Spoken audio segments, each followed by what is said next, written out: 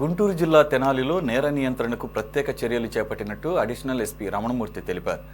తెనాలి నగరం ఎడ్లలింగయ్య కాలనీలో additional SP Ramanamurthy, Tenali DSP Janardhan Rao నేతృత్వంలో కార్డన్ సెర్చ్ నిర్వహించారు. పోలీస్ స్టేషన్ పరిధిలో రౌడీ షీటర్స్గా 5గురిని అదుపులోకి తీసుకున్నారు. ఎటువంటి పత్రాలు లేని 30 ద్విచక్ర వాహనాలను, 5 ఆటోలను సీజ్ చేశారు.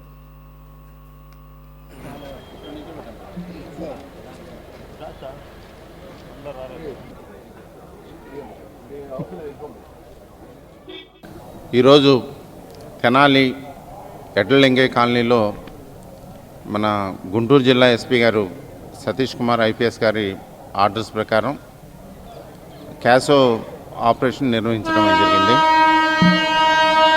క్యాసో అంటే కార్డన్ అండ్ సెర్చ్ ఆపరేషన్. అంటే ఒక ఏరియాలో అనుమాన ప్రాంతాలలో, అంటే ప్రత్యేకించి అనుమాన ప్రాంతాల్లో 4 వైపులా మన పోలీస్ కార్డన్ చేసి ప్రతి ఇంటిని క్షుణ్ణంగా చెక్ చేస్తారు. ఈరోజు అలాగే ఎడ్లలింగయ్య కాలనీలో చెక్ చేసినప్పుడు ఈ కాలనీలో ఉండే మనకి 5గురు రౌడీ షీటర్లు, 2 సస్పెక్ట్ షీటర్ని అదుపులో తీసుకోవడం జరిగింది.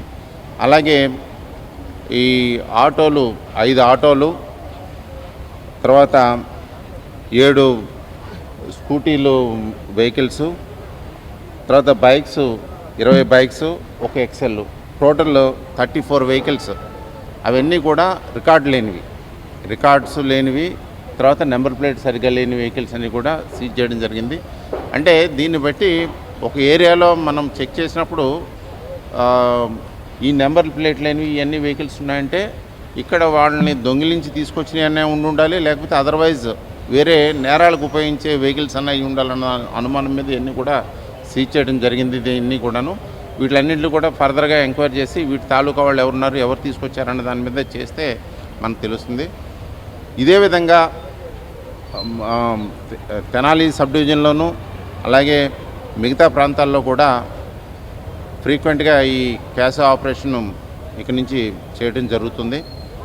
దీనివల్ల ఎవరైనా సరే ఇన్ఫర్మేషన్ ఉంటే కనుక ముందుగా మాకు ఇచ్చినట్లయితే ఆ ఏరియాలన్నీ కూడా